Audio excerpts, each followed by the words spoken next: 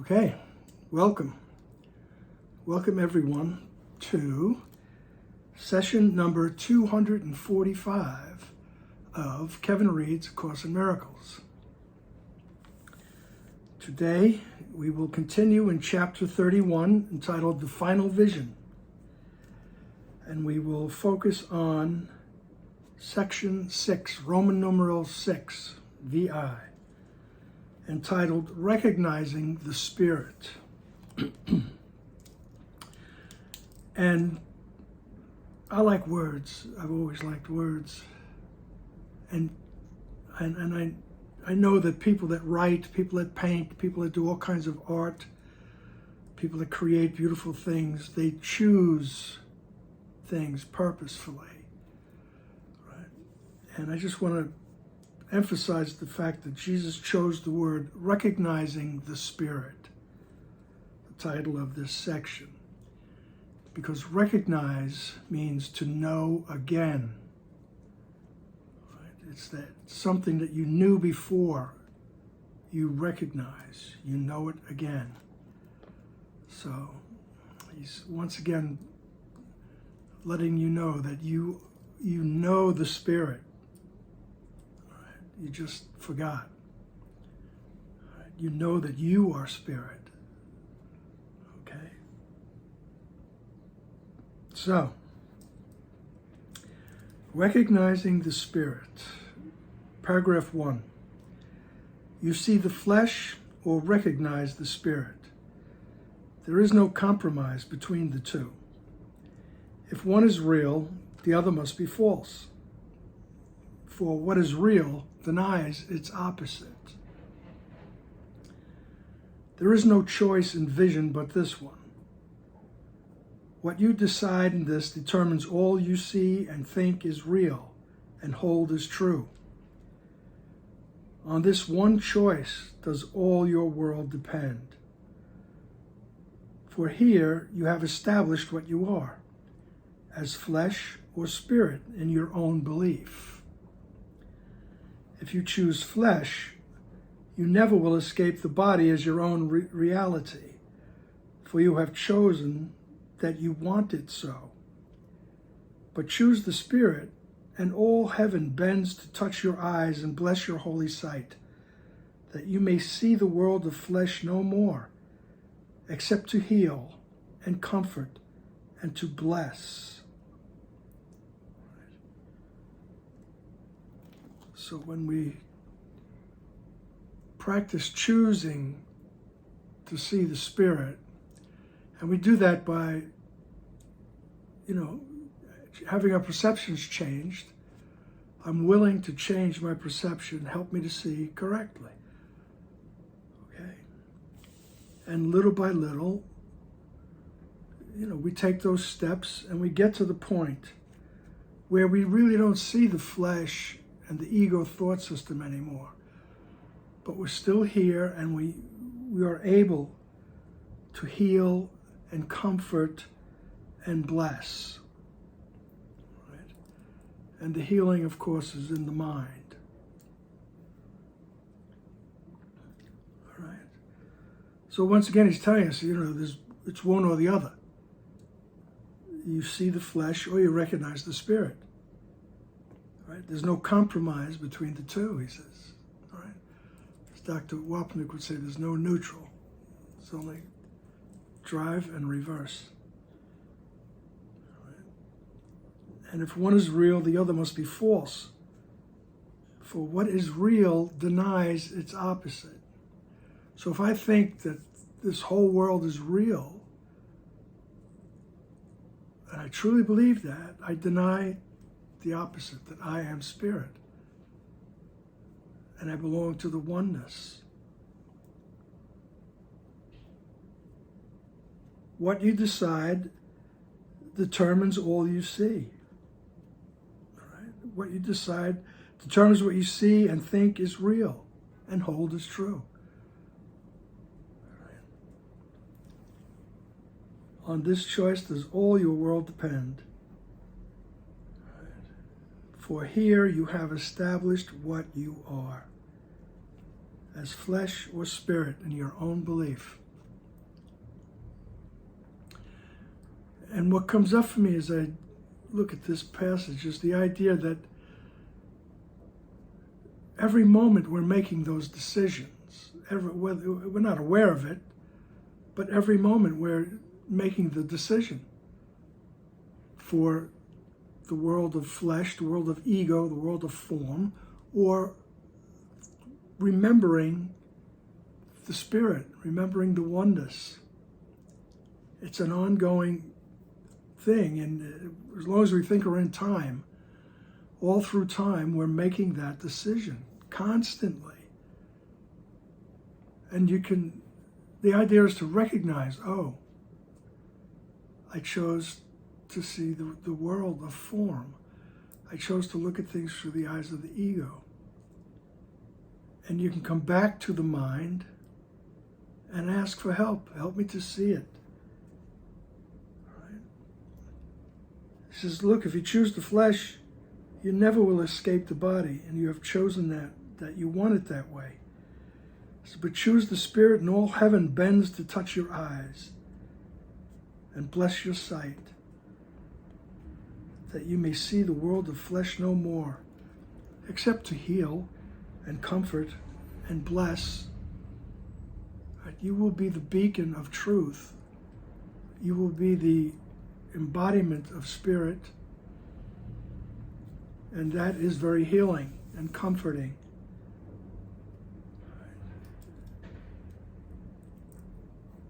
And just by recognizing the spirit in everyone, you bless them. Paragraph 2. Salvation is undoing. If you choose to see the body, you behold a world of separation, unrelated things, and happenings that make no sense at all.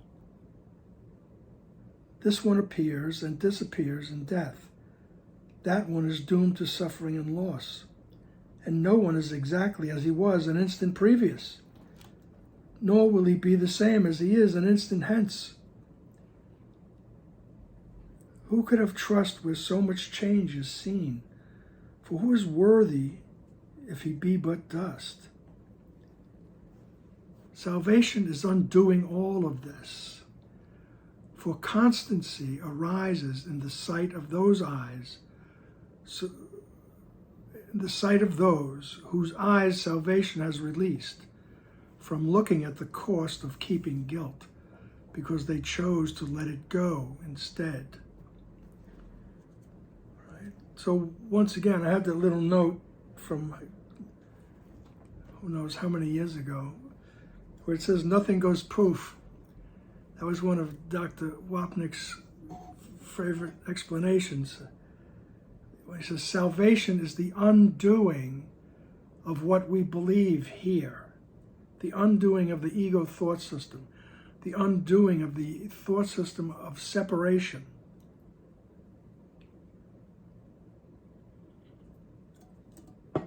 It's not done like that. It's a process. You'll be happy to know, because I think the recognizing of spirit, as he calls it in this section, that would come on us all at once, for most of us would be very overwhelming. Right? As we used to say in the 60s, it would blow your mind. All right? So salvation is undoing. I notice what I'm believing or what the lens I'm looking through, and I go back to my mind and I say, oh, help me. Help me to see it correctly. Help me to see through the lens of oneness, the lens of spirit, to remember who I am. Salvation is undoing. And that's what the Course in Miracles is for. The miracle is to let you know that you have a mind. That's the miracle. You have a mind.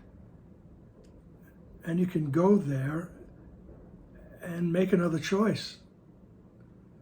And when you sit in the right mind, all that you are, all of heaven, for lack of a better word, everything that you are surrounds you.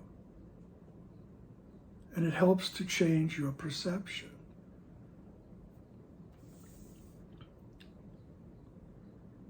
So if you choose to see the body, you behold a world of separation, unrelated things and happenings that make no sense at all. I mean, really. All right? Watch the news. One thing after another. Unrelated things that make no sense at all.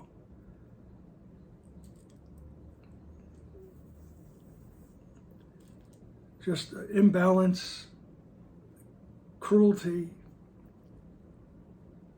just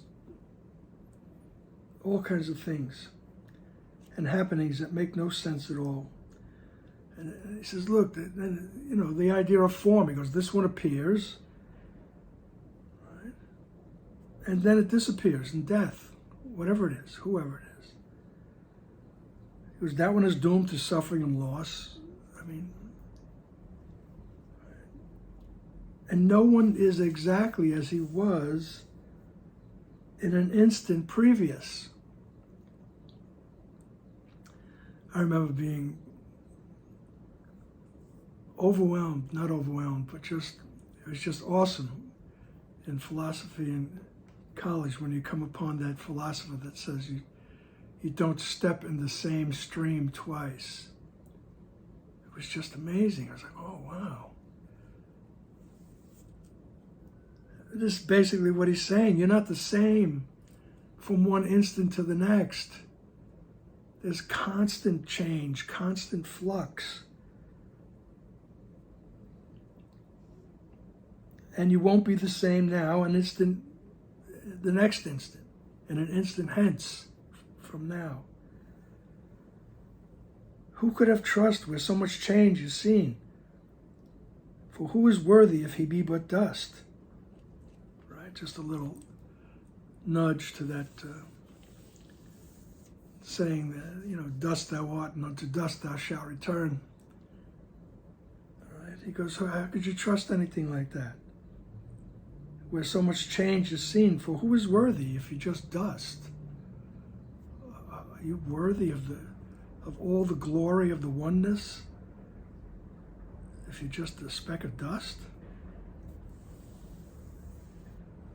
Salvation is undoing all of this. So the escape from the ego thought system, the escape from the belief in separation, salvation undoes all of this stuff. Right? For constancy arises in the sight of those whose eyes salvation has released from looking at the cost of keeping guilt, because they chose to let it go instead. So when I'm going to the right mind, I'm saying I'm willing to see correctly. I'm willing to let go of all my preconceived notions, all my notions that come from the idea of separation. I'm willing to let that go. I'm willing to undo this ego thought system. He says, and from that desire, from that path, constancy arises. Right? There's no more changes. Right? Things become more and more constant in our awareness. He says, constancy arises in the sight of those, in the sight of those whose eyes salvation has released from looking at the cost of keeping guilt. Those who have released the idea that they believe they separated and now they're guilty. All of a sudden there's a constancy that arises in the awareness. I believe the first constancy we'll see is that everyone has the same need to escape from the belief in separation.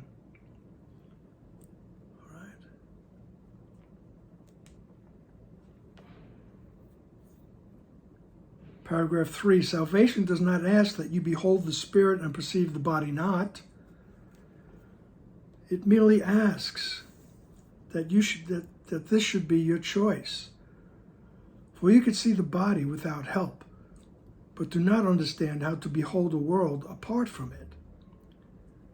It is your world salvation, it is your world salvation will undo, and let you see another world your eyes could never find.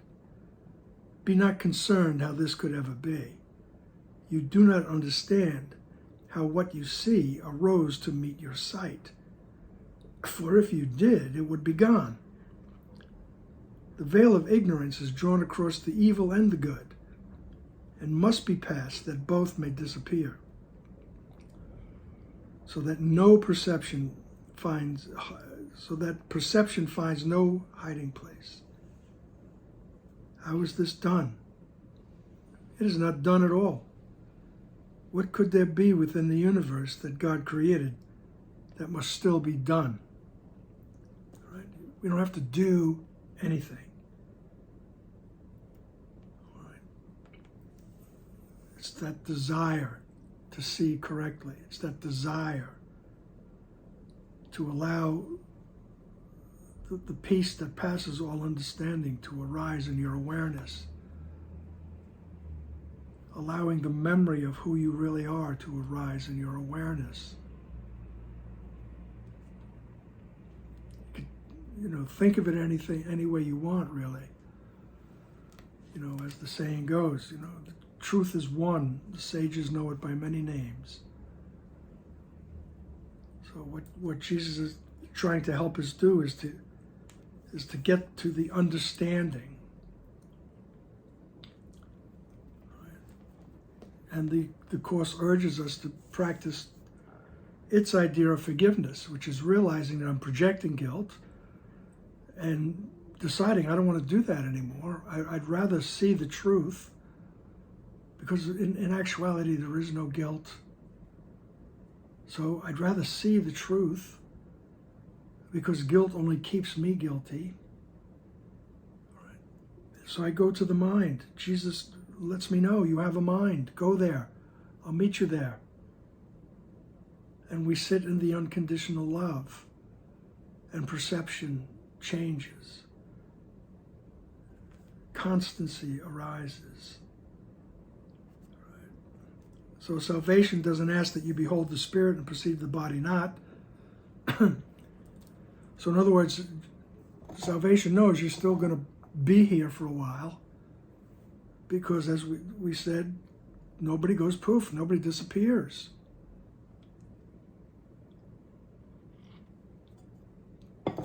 And Jesus puts it poetically, he says, fear not that you will be lifted up and abruptly hurled into reality. It's not going to happen. It's a process. You become happier in the process.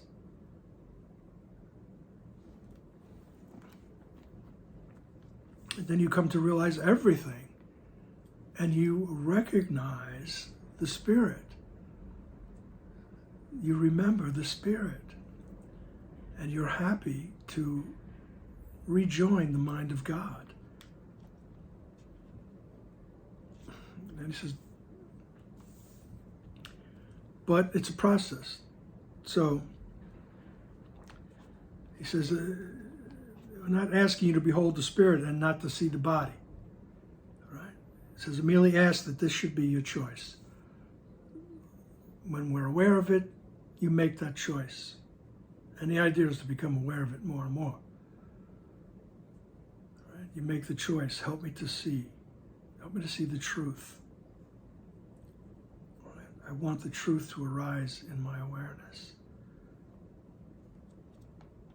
So it merely asks that this should be your choice. For you can see the body without help, but you do not understand how to behold a world apart from it. Right? It is your world salvation will undo, and let you see another world your eyes could never find. So the world of form could never find the other world, because it denies the reality of the other form, of the other world. And then he says, in the immortal words of my brother Stephen, don't worry about how this is done. Don't worry about it.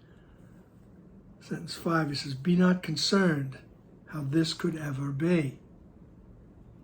All right? You do not understand how what you see arose to meet your sight.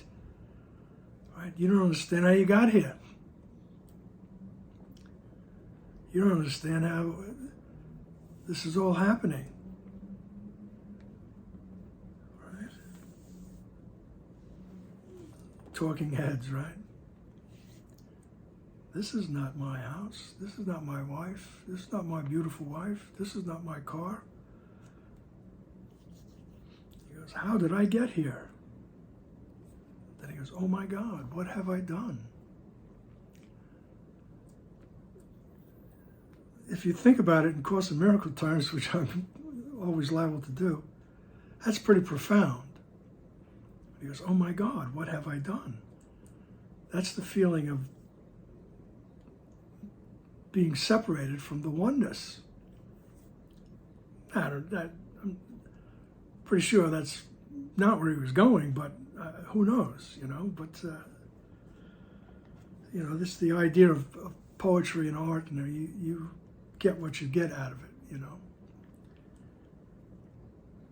And there I went off on another tangent. All right. So he says, don't worry about how this can be done, how the world gets undone. Right? He says, you don't know how you got here. For if you did realize how you got here, it would be gone. Because if I did realize, oh, I got here because I chose to be separate from the oneness, I don't want that anymore. He said, then it would be gone. And he's telling us that's the process. That's how you get rid of it. It's how you undo it. Without sacrifice. You choose the oneness. I want to see the oneness.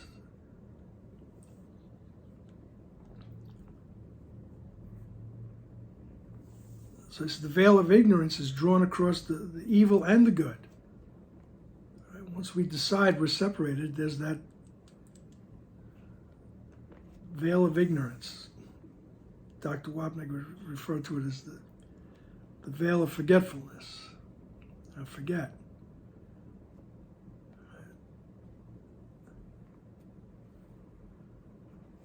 So it's the veil of ignorance must be passed that both may disappear, the evil and the good, so that perception finds no hiding place, so that perception is no longer. He goes, how is this done? He goes, it's not done at all. There's nothing to do. What could there be within the universe that God created that must still be done? So what we're doing is undoing, right? There's no real action involved, right? It's just a choice. I go to the mind and say, help me to see this correctly. Help me to see the truth. Help me to undo this perception of separation and evil and guilt and all that, and fear. Help me undo that. Right. Paragraph 4. Only in arrogance could you conceive that you must make the way to heaven plain. The means are given you by which to see the world that will replace the one you made. Your will be done in heaven as on earth. This is forever true. It matters not where you believe you are, nor what you think the truth about yourself must really be. It makes no difference what you look upon, nor what you choose to feel or think or wish. For God himself has said, your will be done. And it is done to you accordingly. Right? So only in arrogance, he says, could you conceive that you must make the way to heaven plain. You got to figure it out. You have to establish what the problem is and how to fix it. That's really the arrogance of the ego thought system, leading you down another path. He says, look, you don't have to do anything, he said in the previous paragraph. And in sentence 2, he says, the means are given you by which to see the world that will replace the one you made. So the means are given us. And in the Course, it's the symbol of Jesus, right? The symbol of the Holy Spirit. Right? These are the means. We go to the means. We sit in the presence of Jesus, unconditional love. We use him as an inner guide. Help me to see correctly. Right? This is the means by which I will see a world that will replace the one I see now. I will see a world, begin to see a world that will reflect the oneness to me. It will reflect the goodness and the love that surrounds me. It will reflect the goodness that I am. And all I need to do is use the means. And remember, the Course never says it's the only path. It's just one path. It uses certain words. All right? There are many, many paths to contact that unconditional love that's in the memory of your mind, and just sit with it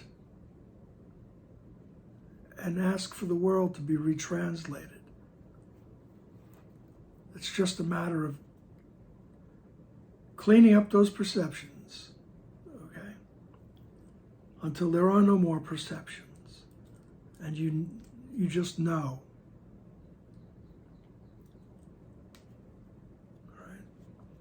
But he says, look, it's just arrogance to know that you think you know the problem, and then this is how you fix it. All right? Well, I know I'm a sinner, I'm going to do penance. All right? If you believe that, go ahead, but, that's saying you know the problem and you know the solution. I don't know why that popped up in my head, but that's what happens. It matters not, paragraph 4, sentence 5. It matters not where you believe you are, nor what you think the truth about yourself must really be. It makes no difference what you look upon, nor what you choose to feel or think or wish. For God himself has said, your will be done, and it is done to you accordingly. Right? And that's in reality. All right? Your will be done. Right? Your will is the same as God's. And that will is only to expand the love.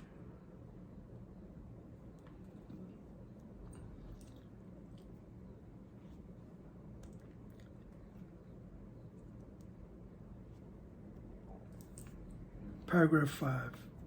You who believe that you can choose to see the Son of God as you would have him be, forget not that no concept of yourself will stand against the truth of what you are. Right? We went over that in the previous section. Self-concept versus self. Right?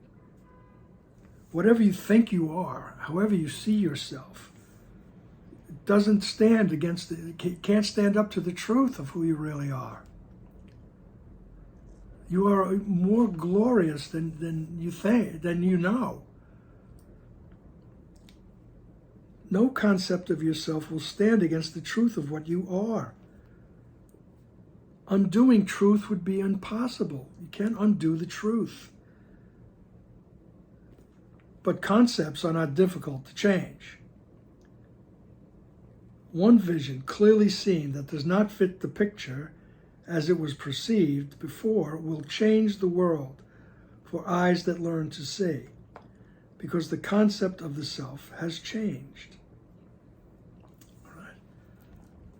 He's, always, as he does, repeats things, and this gets a little bit more succinct. All right. Concepts, we're always changing the concept of who I am, what the world is. That's what he's telling us. Bring those concepts to the mind and say, help me to see the truth. No concepts can stand against the truth. And that's including the concepts of what you are. I'm guilty. I'm not worthy. I'm an imposter. I'm phony. It's just not true. Come into the mind. Sit with Jesus, the means that are given us in the Course. Right? We're not talking about the historical Jesus. Right? That's always a big mistake that people make all over the world now. They concentrate on the historical Jesus, the form. I mean, they concentrate on the body and what happened to it, what he did with it, and who he hung out with. And then they concentrate on the form of words, which were, written down decades after he passed. And then they would, they were selected. Oh, we'll use this gospel, we'll use that. Hundreds of years later, we're not paying attention to that anymore. So things, that Jesus becomes that party game, telephone, where somebody whispers something in somebody's ear and they whisper in the next person's ear what they heard. All right, and it goes around the room and it comes out to the last person. It's completely changed. All right, that's not the Jesus we're talking about here. We're talking about the Jesus that is the symbol of your higher self. It's who you truly are. And it's that symbol that is helping us to recognize that that's who we truly are. Right? Everything else is a concept. It's a perception. And it's not the truth. Anything else that I think I am, aside from the offspring of the original creator, right? To use the terms in the Course, the Christ, the Son of God, right? Any other concept has to be brought and done away with until I recognize who I am, or what I am. The means are given you.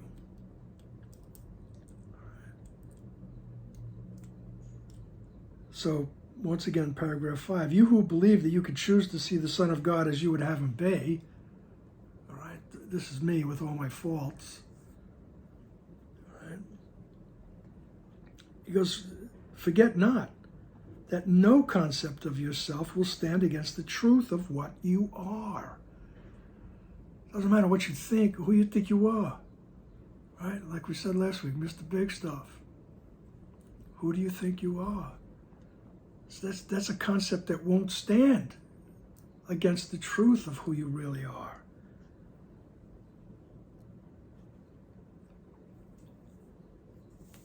Undoing truth would be impossible. You can't undo it. All right? You could believe that you did it. You could believe that you separated from it. But he says, in actuality, you can't do it. But concepts are not difficult to change. So all these concepts I have of myself, he says, they're not difficult to change. All right? And he says, one vision clearly seen that does not fit the picture as it was perceived before will change the world for eyes that learn to see, because the concept of the self has changed. All right, one vision clearly seen. All right, help me to see the truth. And because it's a process, we build on that. You start from where you are. Just be willing to see the truth. You think you know. I think I know about this guy. I think I know what he did. I think I know what he's capable of. Help me to see him correctly. or help me to see her correctly. It doesn't mean to be a doormat. Right? If you need to do something, you will. If you need to get out the way, you will. If you need to stop them, right? Limit their ability to miscreate, as Jesus says, you will be able to do that. Right? It's just the idea of seeing a different way. One vision clearly seen that does not fit the picture as it was perceived before. Right? So this, when I want to see differently, right? All of a sudden my perception of this person is different. It's not the way it was before. It will change the world for eyes that learn to see, because the concept of the self has changed. Right? And your concept of yourself will change. More and more we will recognize the Spirit. We will remember who we are. Paragraph 6. Are you invulnerable? Then the world is harmless in your sight. Do you forgive? Then is the world forgiving, for you have forgiven it its trespasses. And so it looks on you with eyes that see as yours. Are you a body? So is all the world perceived as treacherous and out to kill. Are you a spirit, deathless and without the promise of corruption and the stain of sin upon you? So the world is seen as stable, fully worthy of your trust, a happy place to rest in for a while, where nothing need be feared but only loved. Who is unwelcome to the kind in heart? And what could hurt the truly innocent? Right? So a wonderful passage. Let it sink in, dwell on it. Let it blossom in your awareness. He says, are you invulnerable? Right? Do you realize who you are? Your invulnerability as spirit, there's nothing that can harm you. In that case, the world is harmless in your sight. Right? Do you forgive? So are you a forgiving person? All right. Then the world is forgiving, for you have forgiven it its trespasses. Like the parrot that, taking that from the Lord's Prayer, as it were. Forgive us our trespasses, as we forgive those who trespass against us. So if you forgive, then is the world forgiving, for you have forgiven it its trespasses. And so it looks on you with eyes that see the same way as you. Are you a body? So is all the world perceived as treacherous and out to kill. All right? So do I believe that this is it? That here I am? He says, then the world is perceived as treacherous and out to kill. But are you a spirit? Right? Deathless and without the promise of corruption and the stain of sin upon you? Right? So is that the perception of yourself? That I am a spirit with no stain of corruption on me? Right? Then the world is seen as stable, fully worthy of your trust. And this is what I like. It's a happy place to rest in for a while. Right? That real world idea. Once my perception has been changed, once my perception of myself has been corrected, the world becomes a happier place. It's a happy place to rest in for a while, where nothing need be feared but only loved, because you understand. Right?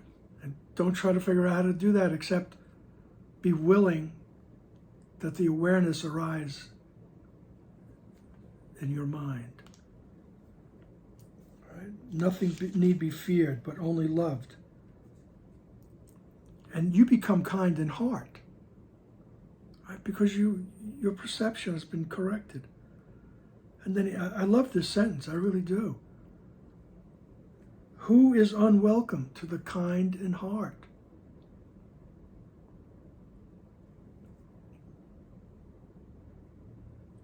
And what could hurt the truly innocent?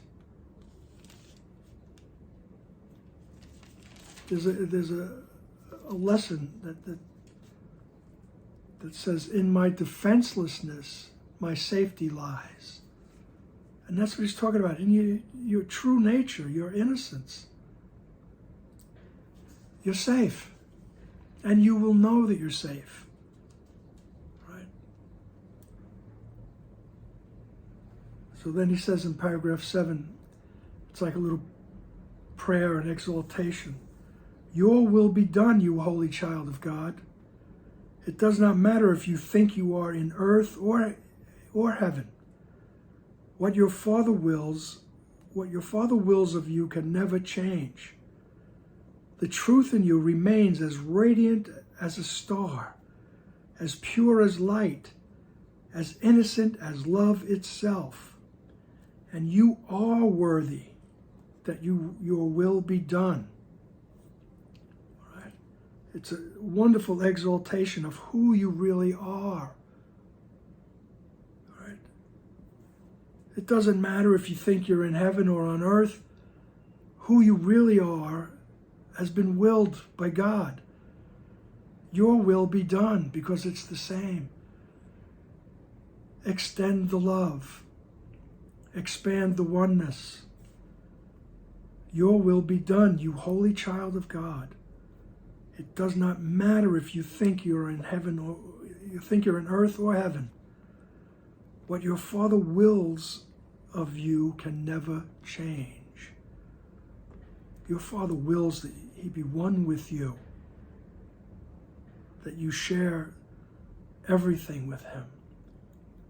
The truth in you remains as radiant as a star, as pure as light, as innocent as love itself. And you are worthy that your will be done. You are worthy. Okay. Thank you for being here. I appreciate it.